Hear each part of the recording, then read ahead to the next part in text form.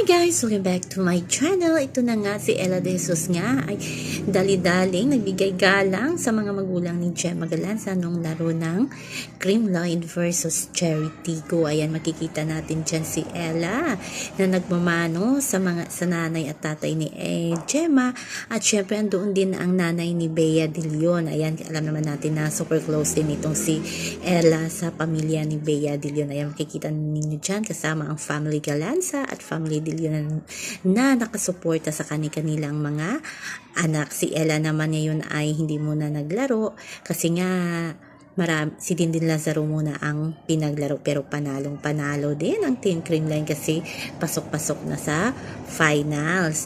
Iyan, makikita din natin na grabe din ang pagmamahal ni Ella sa pamilya Galanza, ganun din ang pamilya Galanza. Grabe yung respeto kay Ella De Jesus. Iyan, swerte ng ating Gemma Lynn, ang ating Darna na si Gemma Galanza.